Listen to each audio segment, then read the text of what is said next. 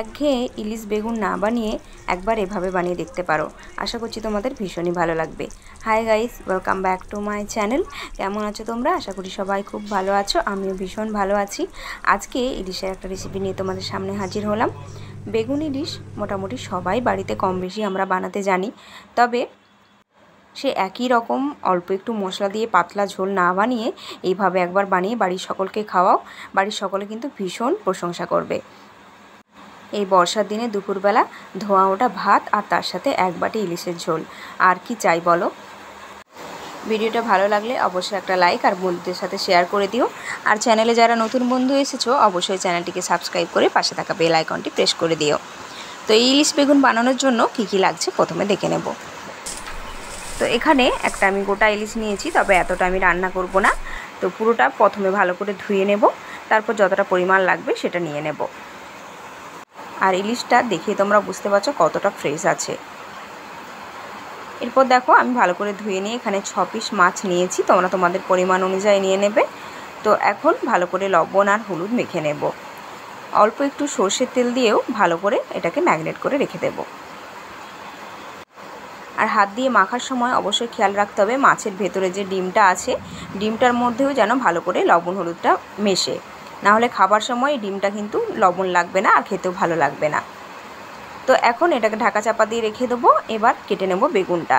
তবে বেগুনটাও কিন্তু তোমরা পরিমাণ মতো নিয়ে নেবে। এখানে মাঝারি সাইজের দুটো বেগুন আছে, তবে আমি একটা গোটা দেব আর একটা হাফ দেব। তো একটু বড় সাইজ করে কেটে নিতে হবে, না হলে বেগুনটা কিন্তু একদম ঝোলের মধ্যে গলে গলে যাবে। তো দেখো ছোটো দিকটা আমি 3 পিস করলাম আর বড় দিকটা 4 পিস করেছি। তো এভাবেই কেটে নিয়েছি। আর অবশ্যই কিন্তু তোমরা তোমাদের পছন্দ মতো কেটে নিতে পারো সবজিটা। আর এদিকে দেখো হলুদ আর লবণ জল একটু ডুবিয়ে রাখলাম বেগুনটা। এবার একটা মশলা রেডি করে নেব। এই মশলাটার জন্য কিন্তু ঝোলের টেস্টটা আরও বেটার হবে।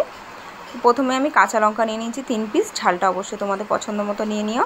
হাফ চামচের মতো দিয়ে দিলাম কালো জিরে, আর হাফ চামচের থেকেও একটু কম দিলাম কালো সর্ষে, আর হাফ চামচ দিয়ে দিলাম গোটা জিরে। তো মশলার পরিমাণটা তোমরা মাছ আর বেগুনের পরিমাণ অনুযায়ী বাড়িয়ে কমিয়ে নেবে। এবার খুব ভালো করে শিলপাটায় বেটে নিতে হবে। অবশ্যই তোমরা চাইলে মিক্সিতে বেটে নিতে পারো, তবে এই শিলে বাটার মশলার কী যে স্বাদ যারা বাটে তারাই একমাত্র বুঝতে পারবে। তো এবার দেখো ভালো করে বেটে নিয়েছি, তো আলাদা দিকে সরিয়ে রাখলাম। এবার কড়াইটাকে খুব ভালো করে গরম করে নিয়ে এখানে আমি সর্ষের তেল দিয়ে দিলাম।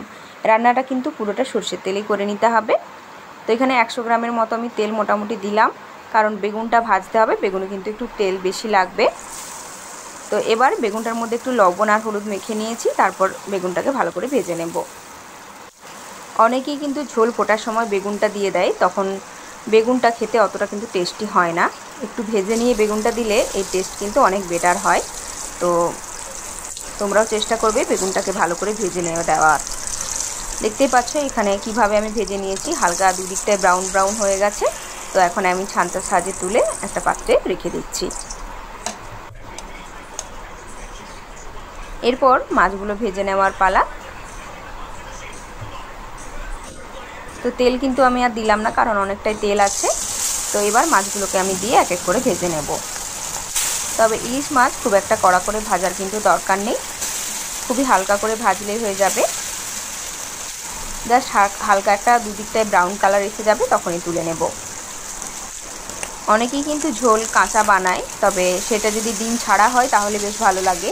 আর যেহেতু ডিম হয়ে গেছে মাছটার মধ্যে, তাই আমি একটু ভেজে নিয়ে দিচ্ছি। তো এক পিঠ ভালো করে ভাজা হয়ে গেছে, অপর পিঠটা উল্টে দিলাম। আর ওপর দিকটা দেখতে পাচ্ছ এরকম হালকা একটা ব্রাউন কালার এসেছে। তো এখন তুলে নেব। বেশি ভাজতে গেলে তখন কিন্তু মাছটা কড়া হয়ে যাবে, ভালো করে এর মধ্যে ঝাল মশলা ঢুকবে না। তো সমস্ত মাছ কিন্তু আমি একইভাবে ভেজে নিয়েছি। এবার চলে যাব মূল রান্নাতে। তো কড়াইতে কিন্তু এখনও বেশ খানিকটা তেল রয়ে গেছে, তো এখানে আমি আর তেল অ্যাড করছি না। তোমাদের যদি লাগে অবশ্যই তোমরা অ্যাড করে নিও। ফোড়নে দেব কালো জিরে হাফ চামচের মতো, আর দেব দুটো কাঁচা লঙ্কা। কাঁচা লঙ্কাগুলো একটু চিড়ে দেবে, না হলে ফাটতে পারে। এবার যে মশলাটা রেডি করেছিলাম মশলাটাও দিয়ে দিলাম। আঁচটাকে কিন্তু এই সময় আমি মিডিয়ামে রেখেছি। হালকা একটু ভেজে নিয়ে এখানে এবার বাকি মশলাগুলো অ্যাড করব। যেমন পরিমাণ মতো লবণ দিয়ে দিলাম, হাফ চামচের মতো হলুদের গুঁড়ো দিয়ে দিলাম, আর হাফ চামচের মতো দেবো কাশ্মীরি লঙ্কার গুঁড়ো। তবে কাশ্মীরি লঙ্কার গুঁড়ো তোমরা যদি দিতে না চাও তাহলে কিন্তু স্কিপ করে যেতে পারো। আর অল্প একটু চিনি দিলাম রান্নাটাকে ব্যালেন্স করার জন্য। তো এবার ভালো করে সমস্ত কিছু ভেজে নিয়ে এখানে পরিমাণ মতো জল দিয়ে দিতে হবে।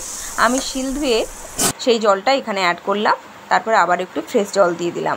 মোটামুটি 2 কাপের মতো জল আমার এখানে লেগেছে। তো ঝোলটা তোমরা কতটা পাতলা বা মোটা করতে চাইছো সেই হিসেবে জলটা কিন্তু নিয়ে নিতে হবে। এখানে দেখো মিডিয়ামে রেখে 3 মিনিট রান্না করার পর যখন ফুটে উঠেছে চারিপাশ থেকে, তখন এবার মাছগুলোকে আমি দিয়ে দিচ্ছি। কারণ মাছগুলো একটু আগে দিতে হবে যাতে মাছগুলো ভালো করে ঝোলের মধ্যে যে মশলাগুলো আছে ভালো করে ঢোকে আর মাছটা একটু নরমও হয়। আরও 5 মিনিট ফুটিয়ে নেওয়ার পর এখানে বেগুনগুলো অ্যাড করে দেব। বেগুনগুলো দেওয়ার পর একটু ঢাকা চাপা দিয়ে দেবো।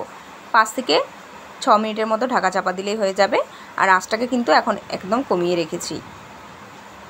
তো দেখো বেগুনগুলো কিন্তু হালকা হালকা সেদ্ধ হয়ে গেছে, তো আমি ওপর পিঠটা উল্টে দিচ্ছি। তো এটা আর বেশিক্ষণ রাখবো না, হয়ে এসছে।